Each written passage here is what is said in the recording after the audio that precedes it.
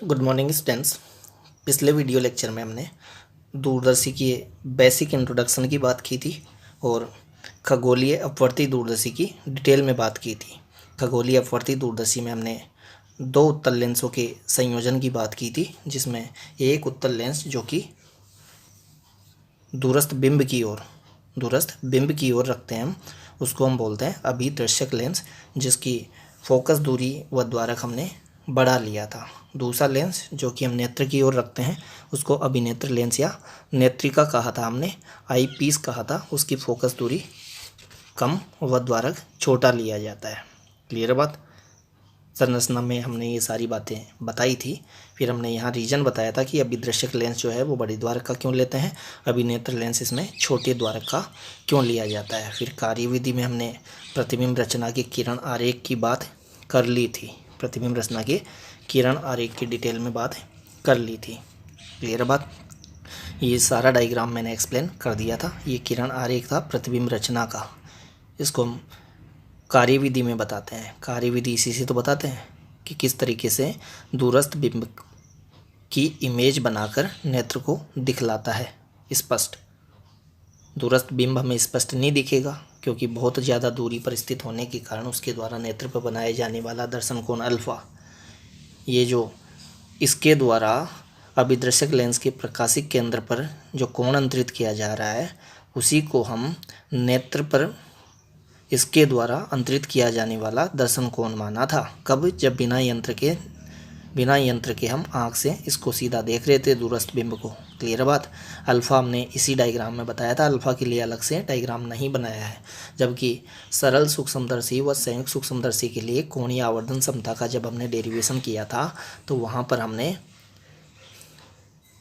Alpha का अलग से एक त्रिभुज बनाया है। अल्फ़ा का अलग से एक त्रिभुज बनाया था जिसमें हमने सूक्ष्म बिंब इसलिए बोल रहा हूँ क्योंकि सूक्ष्मदर्शी तो पास स्थित सूक्ष्म बिंब को देखने के लिए ही यूज में ली जाती है, जबकि दूरदर्शी दूरस्थ बिंब को देखने के लिए यूज में ली जाती है। अब वो दूरस्थ बिंब आकार में तो बड़ा है, लेकिन बहुत ज़्यादा दूरी पर स्थित होने के कारण उसके द्वारा नेत्र पर बनाया गया दर्शन कोण बहुत छोटा होता है, इसीलिए वो छोटा दिखलाई पड़ता है आकार में बड़ा होने के बावजूद भी।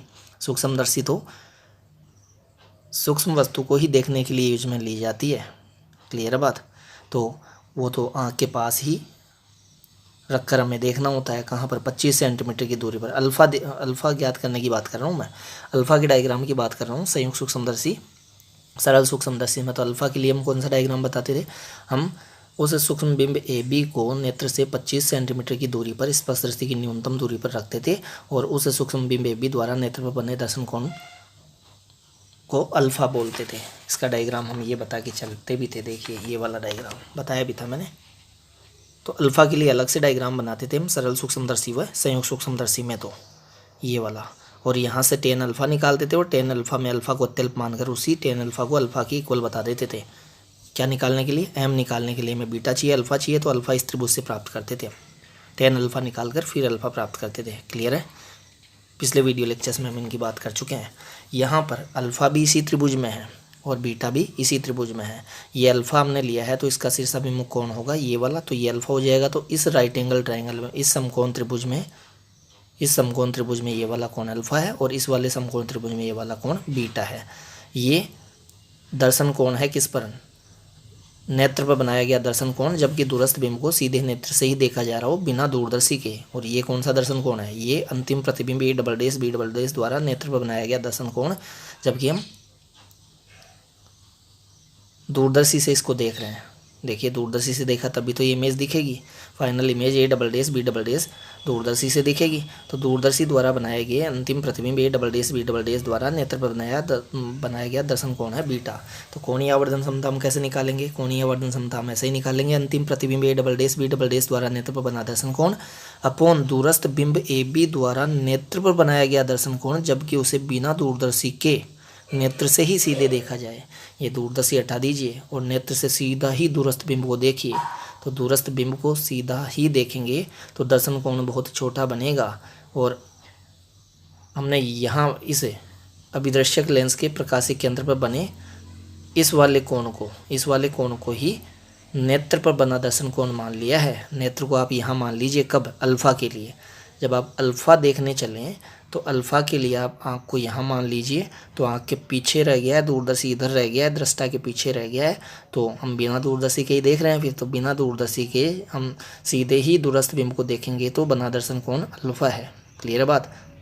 तो मैं कहना ये चाह रहा हूँ कि बिना दूरदर्शी के जब आप देखें इसको, तो इसके प्रकाशिक केंद्र पर जो ये कोण बन रहा है, इसी को आप नेत्र पर बना दर्शन कोण समझ सकते हैं, दूरस्थ बिंब द्वारा बनाया गया। और ये अंतिम प्रतिबिंब द्वारा बनाया गया दर्शन कोण बीटा है ही। बीटा अल्फा की बात क्यों कर रहा हूँ? क्योंकि आज का हमारा टॉपिक है दूरदर्शी के लिए कोणीय आवर्धन क्षमता का व्यंजक प्राप्त करना, जो कि बीटा अपॉन अल्फा ही होता है, पहले से हम जानते हैं। तो बीटा तो ये वाला कोण है और अल्फ़ा ये वाला कोण है यहाँ पर। सरल सूक्ष्मदर्शी व संयुक्त सूक्ष्मदर्शी में अल्फ़ा के लिए मैंने बताया कि अलग से डायग्राम बनाते हैं। सूक्ष्म बिंब को नेत्र से 25 सेंटीमीटर की दूरी पर स्पर्श दृष्टि की न्यूनतम दूरी पर रखकर देखते हैं, और 25 सेंटीमीटर की दूरी पर रखकर देखने पर वो जो सूक्ष्म बिंब भी नेत्र पर दर्शन कोण बनाता है उसको अल्फ़ा बोलते हैं। किसमें? संयुक्त सूक्ष्मदर्शी व सरल सूक्ष्मदर्शी में। लेकिन इसमें ऐसा नहीं कर सकते। इसमें ऐसा थोड़ा है कि आप आकाश के तारे को आँख के पास ले आएंगे 25 सेंटीमीटर की दूरी पर फिर देखेंगे, ऐसा पॉसिबल ही नहीं है। ये तो दूरस्थ वस्तु को देखने के लिए काम में ली जाती है दूरदर्शी, तो वस्तु तो जहाँ है वहीं होगी, वो तो वहीं होगी। क्लियर बात।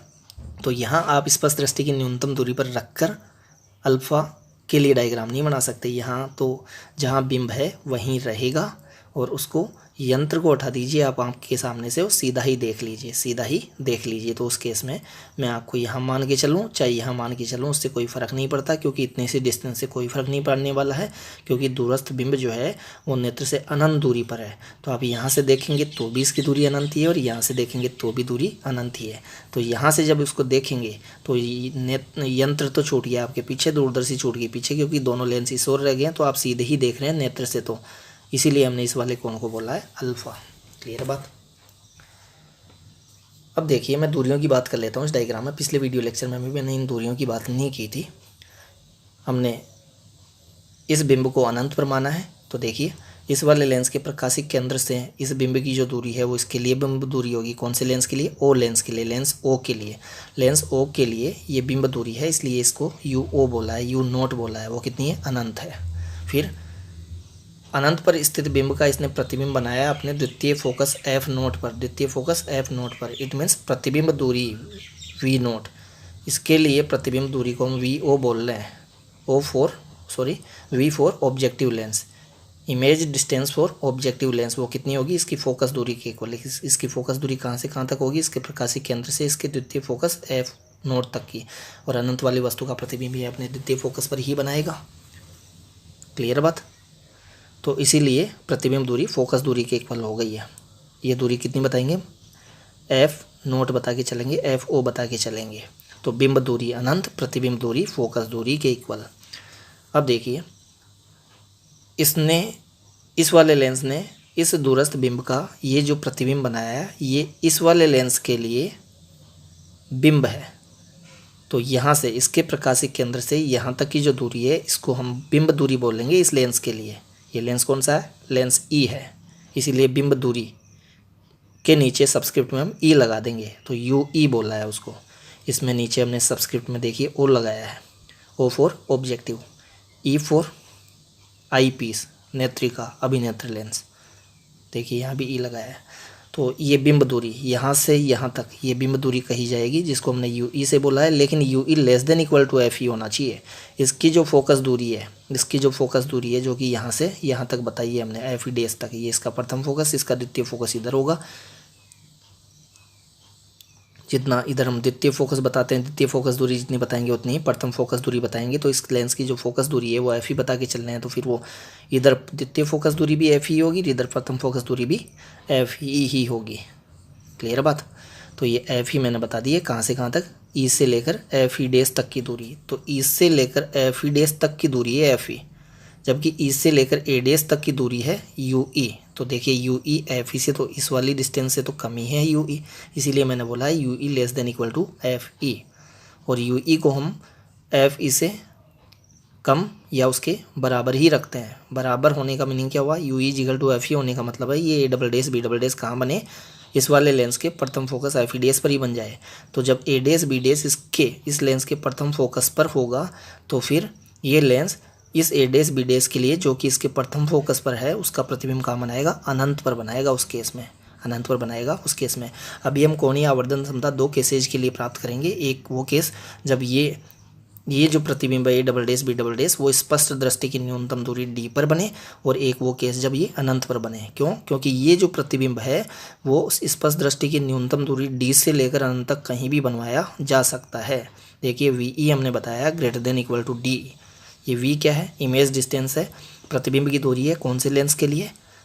आई पीस के लिए, अभिनेत्र लेंस के लिए प्रतिबिंब दूरी है। देखिए इसके प्रकाशिक केंद्र से यहाँ तक की जो दूरी होगी वो प्रतिबिंब दूरी होगी। इट में से यहाँ तक की जो दूरी होगी वो प्रतिबिंब दूरी होगी। उसको वी ई बोला है हमने। और V E greater than equal to D. Greater than equal to D क्यों? क्योंकि कम से कम इसको कितनी दूरी पर बनवा सकते हैं हम नेत्र से? कम से कम हम स्पष्ट दृष्टि की न्यूनतम दूरी डी पर 25 सेंटीमीटर पर बना सकते हैं। उससे पहले तो बनवाना ही नहीं है, क्योंकि उससे पहले अगर हम इस प्रतिबिंब को बनवा लेंगे तो नेत्र उसको स्पष्ट नहीं देख पाएगा, क्योंकि इतना हम पहले से जानते हैं कि स्पष्ट दृष्टि की न्यूनतम दूरी से कम दूरी पर जो वस्तु होती है उसको नेत्र स्पष्ट नहीं देख पाता है। पक्षमापी पेशियाँ नेत्र लेंस पर बहुत ज़्यादा दबाव डालती है, वो समंजन क्षमता का इस्तेमाल करके भी नहीं देख पाता है उसको स्पष्ट। इसीलिए हम कम से कम कितनी दूरी पर बनवा सकते हैं इस A double dash B double dash को नेत्र से?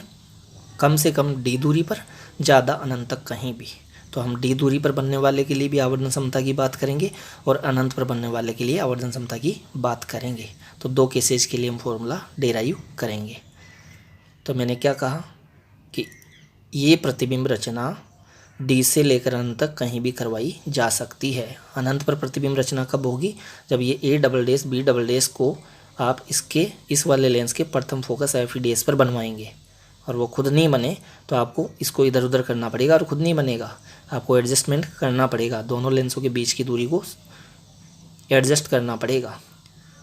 जैसे मैं इस वाले लेंस को अगर इधर सरका दूँ, इतना इधर सरका दूँ कि इस लेंस का ये जो प्रथम फोकस है वो कहाँ पहुँच जाए, ए डैश पर पहुँच जाए, तो फिर इस ए डैश बी डैश का प्रतिबिंब अनंत पर बन जाएगा। ये वी ई इक्वल टू उस केस में अनंत होगी। क्लियर है बात? तो ये सारी दूरियों की मैंने बात कर ली है। यू नॉट इजिकल टू अनंत, V naught equal to F naught, ये इसके लिए बिंब दूरी यू ई, इसकी फोकस दूरी एफ ई, और इसके लिए प्रतिबिंब दूरी डी से लेकर अनंत तक कहीं भी। इन दूरियों की अभी डेरिवेशन में हमें ज़रूरत पड़ेगी, इसलिए मैंने बता दी है। अब देखिए कोणीय आवर्धन क्षमता की बात करते हैं। फॉर्मूला मैंने बता दिया है। यहाँ पर मैंने ये बातें बता रखी है कि इस लेंस के प्रकाशिक केंद्र पर बने इस कोण को किसके द्वारा बनाए गए? A double dash B double dash द्वारा इस लेंस के प्रकाशिक केंद्र पर बनाए गए कोण बीटा को ये हम नेत्र पर बना दर्शन कोण मान सकते हैं, इस प्रतिबिंब द्वारा बनाया गया। क्लियर बात? और यहाँ पर इस वाले लेंस के प्रकाशिक केंद्र पर दूरस्थ बिंब द्वारा बनाए गए दर्शन कोण को ही हम नेत्र पर बना दर्शन कोण मान सकते हैं। कब? जब नेत्र से इस दूरस्थ बिंब को सीधा ही देखा जा रहा हो तब। तो यही तो दो कोण आते हैं, ये प्रतिबिंब द्वारा नेत्र पर बनाया गया दर्शन कोण बीटा, और ये बिंब द्वारा नेत्र पर बनाया गया दर्शन कोण जबकि उस दूरस्थ बिंब को सीधे ही नेत्र से देखा जा रहा हो। It means beta upon alpha. तो यहाँ वही बातें बता रखी है कि यहाँ बने कोण को अल्फा मान लीजिए और यहाँ बने कोण को बीटा मान लीजिए, और क्यों मान लीजिए उसका एक्सप्लेनेशन यहाँ दे रखा है। तो M equal to beta upon alpha, beta upon alpha. अब यहाँ बीटा और अल्फा जो है वो इसी एक रे डायग्राम में है, अलग दो डायग्राम नहीं है, जैसा कि संयुक्त सूक्ष्मदर्शी सरल सूक्ष्मदर्शी में हुआ करते थे। तो अब मैं tan अल्फ़ा निकालूंगा और tan बीटा निकालूंगा, फिर tan अल्फ़ा को अप्रोक्स इक्वल टू अल्फ़ा बोल दूंगा, tan बीटा को अप्रोक्स इक्वल टू बीटा बोल दूंगा, क्योंकि अल्फ़ा व बीटा अत्यल्प है कोण, अल्फ़ा व बीटा अत्यल्प है कोण। अत्यल्प क्यों है? अत्यल्प इसलिए है क्योंकि अल्फ़ा तो हम तब के दर्शन कोण को बोल रहे हैं जबकि दूरस्थ बिंब को हम बिना यंत्र के आँख से ही देख रहे हैं। तो बिना यंत्र के दूरस्थ बिंब को जब आँख से देखेंगे आप तो आँख पर बना दर्शन कोण अल्फ़ा अत्यल्प ही होगा, क्योंकि दूरस्थ बिंब तो आँख पर दर्शन कोण बहुत छोटा ही बनाएगा, तो अल्फ़ा अत्यल्प होगा। बीटा अत्यल्प क्यों बोल रहे हैं? बीटा अल्फ़ा से तो बड़ा है लेकिन बीटा भी बहुत ज़्यादा बड़ा नहीं है। अल्फ़ा से बीटा बड़ा है लेकिन बीटा भी बहुत ज़्यादा बड़ा नहीं है। तो tan बीटा को भी हम अप्रोक्स इक्वल टू बीटा ले सकते हैं, tan अल्फ़ा को अप्रोक्स इक्वल टू अल्फ़ा लेंगे ही। क्लियर है बात? तो हमें इस वाले समकोण त्रिभुज से तो tan अल्फ़ा निकाल लेना है और इस वाले समकोण त्रिभुज से टेन बीटा निकाल लेना है। फिर टेन अल्फ़ा जो आए उसको अल्फ़ा बोल देना है, टेन बीटा जो आए उसको बीटा बोल देना है। बीटा आ गया, अल्फ़ा आ गया, फिर हम बीटा अपॉन अल्फ़ा करके एम प्राप्त कर लेंगे। क्लियर है बात। तो देखिए पहले मैं टेन अल्फ़ा की बात कर लेता हूँ इस वाले समकोण त्रिभुज को। देखिए किसको, ओ ए डेस बी डेस को। तो ओ ए डेस बी डेस में पहले तो आपको ये कोण बताना पड़ेगा कि ये वाला कोण हमने अल्फ़ा माना था, तो ये अल्फ़ा माना है, तो फिर ये शीर्षाभिमुख कोण ये भी अल्फ़ा ही होगा। अब टेन अल्फ़ा इजिकल टू देखिए लंब बटे आधार, लंब है ए डेस बी डेस, आधार है ओ ए डेस। फिर ओ ए डेस को हम कितना बोल सकते हैं, एफ ओ एफ नोट। तो पहले तो हम लिखेंगे tan alpha is equal to A dash but B dash upon O A dash. तो देखिए हमने यही लिखा है, tan alpha is equal to A dash B dash upon O A dash B dash as it is. O A dash को हम प्रथम lens की अभिदर्शक लेंस की फोकस दूरी के इक्वल बता के चल रहे थे अभी। और अभिदर्शक लेंस जो है उत्तल लेंस ही तो है, उत्तल लेंस की फोकस दूरी पॉजिटिव ही होती है। उत्तल लेंस की फोकस दूरी पॉजिटिव होती है, ये आपको डायग्राम में देखने की ज़रूरत नहीं है, वो याद ही रखना होता है। उत्तल लेंस की फोकस दूरी पॉजिटिव ही होती है हमेशा, और उत्तल लेंस की फोकस दूरी नेगेटिव ही होती है। तो ये ओ ए डेस फोकस दूरी थी, प्लस लिख दिया है मैंने, इसको मैंने दोबारा लिख दिया है A dash B dash upon F O. Plus लगाने की कोई ज़रूरत नहीं है क्योंकि नहीं भी लगाएंगे तो भी प्लस ही है वो। तो टेन बीटा देखेंगे कौन से समकोण त्रिभुज में, ई ए डेस बी डेस में। तो देखिए ई ए डेस बी डेस में आप टेन बीटा देखिए, तो टेन बीटा क्या आएगा, लंब बटे आधार, लंब ए डेस बी डेस, आधार है ई ए डेस। फिर ई ए डेस को हम लिख देंगे कितना, यू ई। देखिए ये क्या है,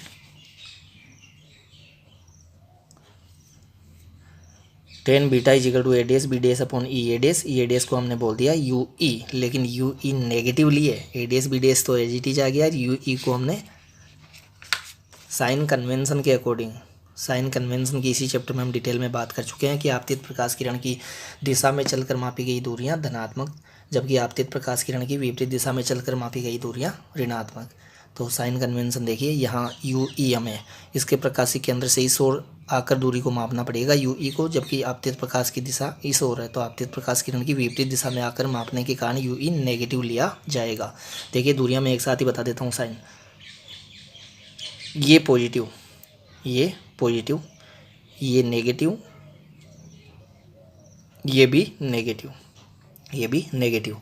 और फोकस दूरी आपको देखने की ज़रूरत नहीं होती क्योंकि ये फोकस दूरी तो हमने इधर तो बता रखी है। वैसे ये द्वितीय फोकस दूरी हम इस और बता के चलते हैं जो कि ऑलवेज पॉजिटिव ली जाती है, लेकिन जितनी द्वितीय फोकस दूरी होती है उतनी प्रथम फोकस दूरी होती है। तो लेंस सूत्र में जो फोकस दूरी आती है वो द्वितीय फोकस दूरी हम लेके चलते हैं, इसलिए उसको ऑलवेज लेंस सूत्र में भी धनात्मक ही रखा जाता है। कौन से लेंस के लिए, उत्तल लेंस के लिए। उत्तल लेंस के लिए फोकस दूरी जो होती है वो नेगेटिव होती है। तो यहाँ ये इस ओर है तो इसको आप नेगेटिव मत समझ लीजिएगा, वो तो हम बताते तो इस ओर ही हैं, वो तो यहाँ बता दिया गया है क्योंकि हमें प्रथम फोकस से इस ओर रखना था, किसको, इस बिंब को। इट मीन्स इस दूरस्थ वस्तु का प्रतिबिंब बनाना है हमें इसके प्रथम फोकस के इस ओर। तो यहाँ ये बताने के लिए कि U E less than equal to F E होता है, इसलिए ये दूरी इधर बता दी है। क्लियर बात। वैसे इसका द्वितीय फोकस इस ओर, तो यहाँ से यहाँ तक की दूरी द्वितीय फोकस दूरी होगी, लेकिन द्वितीय फोकस दूरी जितनी होती है उतनी प्रथम फोकस दूरी होती है।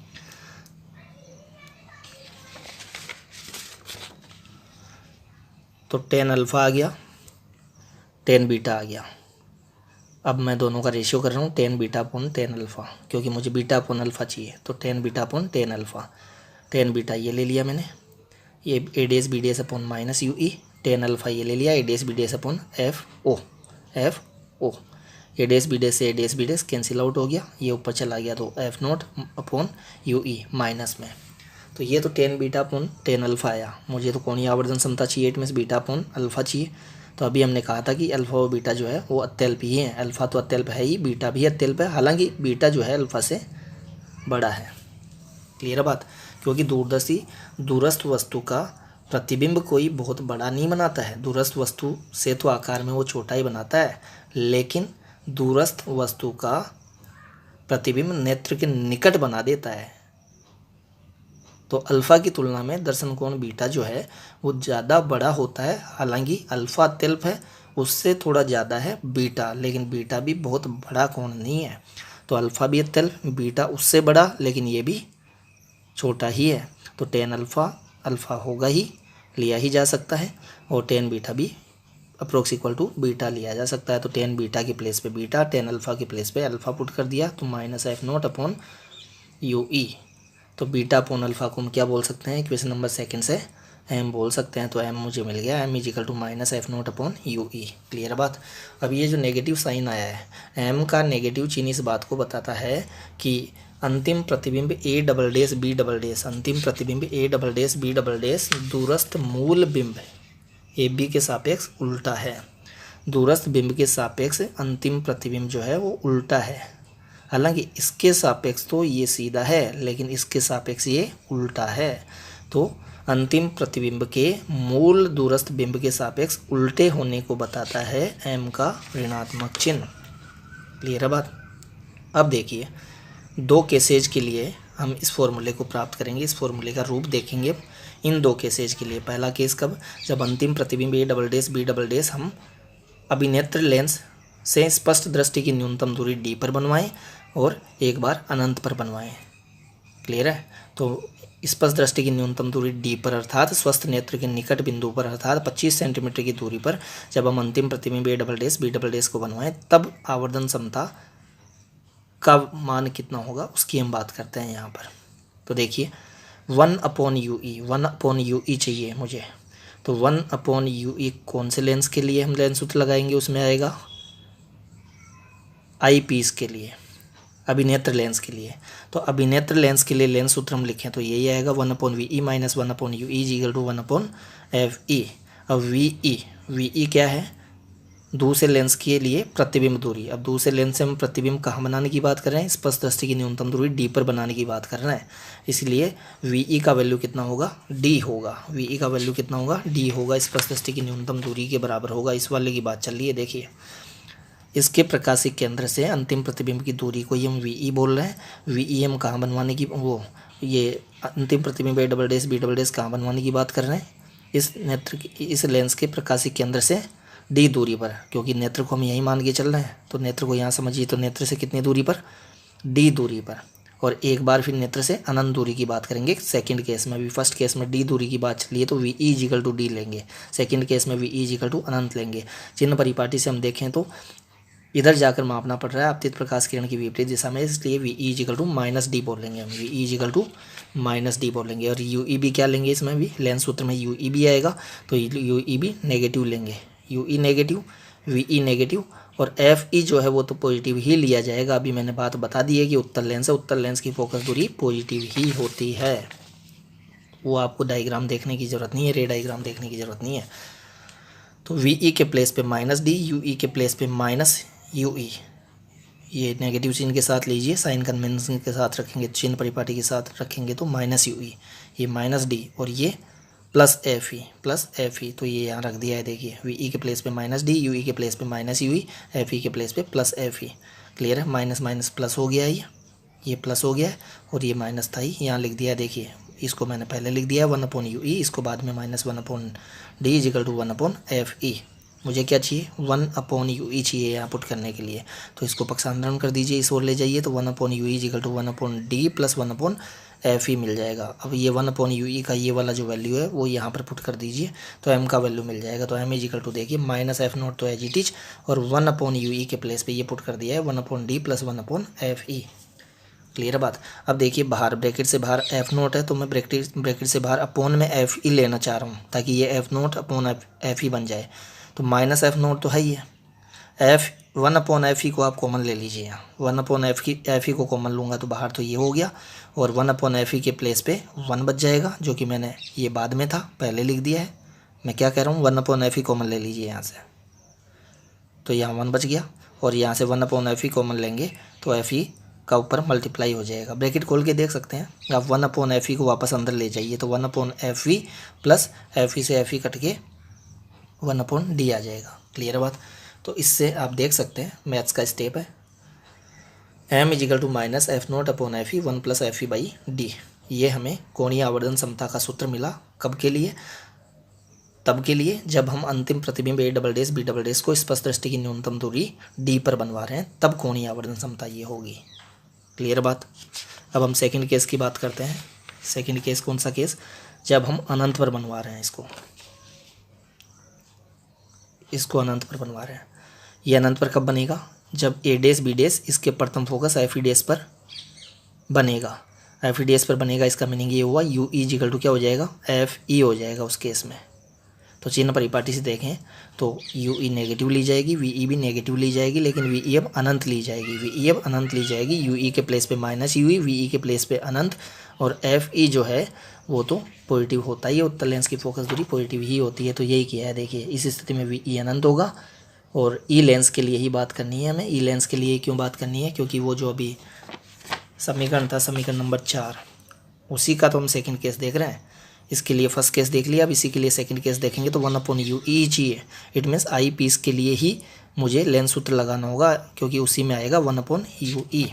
तो देख लिए यहाँ पर 1/v E minus 1/u E equal to 1/f E. V E के प्लेस पे अनंत पुट कर देंगे, यू ई के प्लेस पे माइनस यू ई पुट कर देंगे, और एफ ई प्लस एफ ई है होगा ही। उत्तल लेंस की फोकस दूरी पॉजिटिव होती है, तो ये पुट कर दिए है सारे वैल्यूज यहाँ पर। 1/ अनंत minus 1/-u E equal to 1/ plus F E. 1/ अनंत 0 हो जाता है, इसलिए छोड़ दिया है उसको, माइनस माइनस प्लस हो गया है। 1/u E equal to 1/f ई।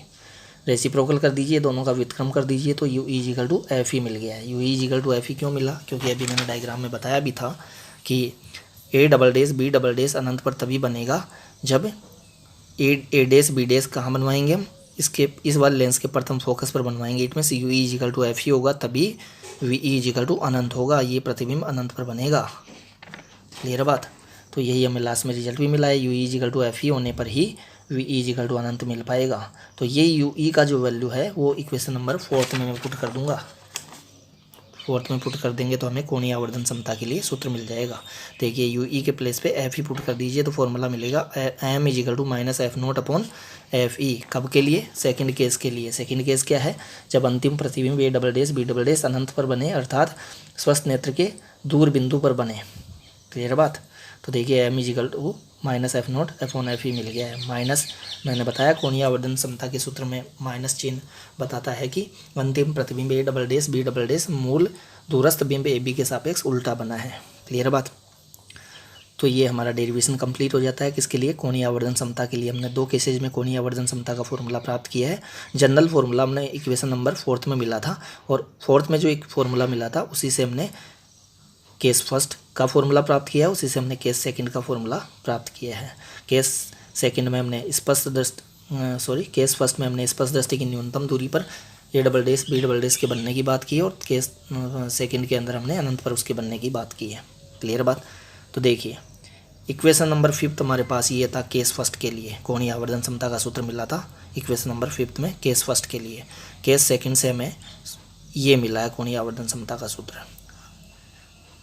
तो यहाँ आप देख सकते हैं इन दोनों में ही न्यूमरेटर में है एफ नोट, न्यूमरेटर में एफ नोट है। इट मीन्स एम जो है वो डायरेक्टली प्रोपोर्शनल है एफ नोट के। इसका मतलब अभिदृश्यक लेंस की फोकस दूरी आप ज़्यादा लेंगे तो आवर्धन क्षमता भी ज़्यादा होगी। तो आवर्धन क्षमता हमें ज़्यादा ही रखनी होती है ताकि दूरस्थ जो वस्तु है वो हमें स्पष्ट दिखलाई दे सके, बड़ी दिखलाई दे सके, हम इजीली उसको देख सकें। क्लियर बात? तो इसीलिए दूरदर्शी में अभिदृश्यक लेंस की फोकस दूरी जो है वो ज़्यादा ली जाती है। क्यों? क्योंकि ऐसा करने से कोणीय आवर्धन क्षमता ज़्यादा मिलती है। और दूसरा वाला जो लेंस है अभिनेत्र लेंस है उसकी फोकस दूरी कम ली जाती है क्योंकि एफ ही कम होगी तो एम ज़्यादा होगा। तो पहले लेंस की अभिदृश्यक लेंस की फोकस दूरी ज़्यादा ली जाती है ताकि एम ज़्यादा हो, अभिनेत्र लेंस की फोकस दूरी कम ली जाती है ताकि एम ज़्यादा हो। क्लियर बात? तो अभिदर्शक लेंस की फोकस दूरी ज़्यादा क्यों ली जाती है, अभिनेत्र लेंस की फोकस दूरी कम क्यों ली जाती है, उसका एक्सप्लेनेशन मैंने यहाँ दे दिया है ताकि आवर्धन क्षमता का मान ज़्यादा मिले। क्लियर बात?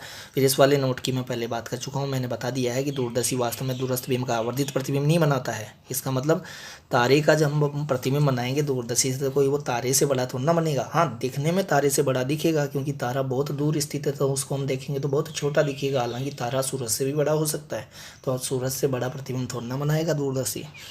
बनाएगा तो वस्तु के वास्तविक आकार से छोटा ही प्रतिबिंब, लेकिन वो नेत्र के निकट बना देता है। इसलिए निकट बना देता है तो फिर उसके वो जो निकट प्रतिबिंब बना दिया है दूरदर्शी ने, उस निकट बने प्रतिबिंब द्वारा नेत्र पर बना दर्शन कोण सीधे ही हम उस तारे को आँख से देखें तब जो दर्शन कोण बनता है नेत्र पर उसकी तुलना में बड़ा होगा। इट मीन्स बीटा बड़ा होगा अल्फा की तुलना में। तो ये बातें यहाँ बता रखी है।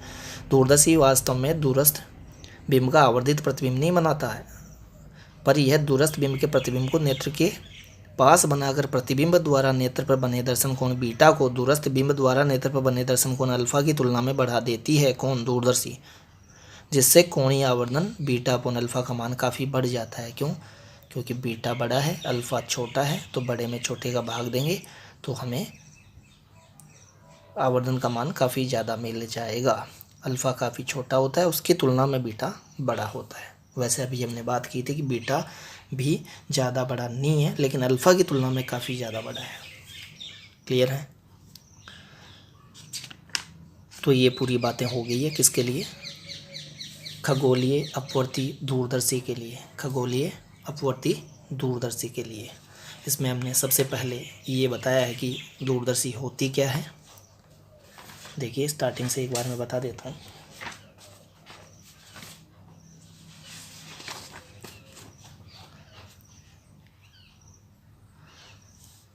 सबसे पहले हमने दूरदर्शी के बेसिक इंट्रोडक्शन की बात की है, दूरदर्शी के टाइप्स की बात की है। इसमें हम देख रहे थे खगोलीय अपवर्ती दूरदर्शी। खगोलीय अपवर्ती दूरदर्शी में मैंने 2 लेंस बताए थे संरचना में। ये बड़े द्वारक व अधिक फोकस दूरी का, ये छोटे द्वारक व कम फोकस दूरी का। रीजन हमने देख लिया है कि इसका बड़ा द्वारक क्यों ले रहे हैं, इसका छोटा द्वारक क्यों ले रहे हैं, इसकी फोकस दूरी ज़्यादा क्यों ले रहे हैं, इसकी कम क्यों ले रहे हैं। क्लियर है बात? तो ये प्रतिबिंब रचना का किरण आरेख है। दूरदर्शी की कार्यविधि में हमें ये सारी चीज़ें लिखनी होती है। कार्यविधि में हमें ये बताना होता है कि कैसे ये दूरस्थ बिंब को स्पष्ट दिखलाता है नेत्र को। क्लियर है बात? फिर कोणीय आवर्धन क्षमता के लिए हमने फॉर्मूला डेराइव किया है, उसकी जनरल फॉर्म प्राप्त की थी पहले कोणीय आवर्धन क्षमता की, कि प्रतिबिंब स्पष्ट दृष्टि की न्यूनतम दूरी डी से लेकर अनंत तक कहीं भी बने, तो उसके लिए तो ये फॉर्मूला है, जनरल फॉर्मूला। फिर इसी से हमने 2 केसेज के लिए फॉर्मूले प्राप्त किए हैं, एक स्पष्ट दृष्टि की न्यूनतम दूरी पर बनाने के लिए और एक अनंत पर बनाने के लिए। किसको? अंतिम प्रतिबिंब A double dash B double dash को। क्लियर है बात? अब देखिए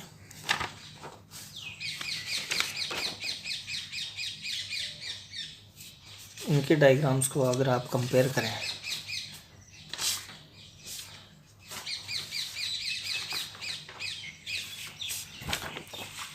देखिए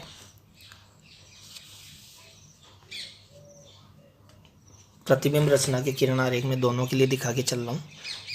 किसके लिए? ये दूरदर्शी के लिए है और ये किसके लिए है?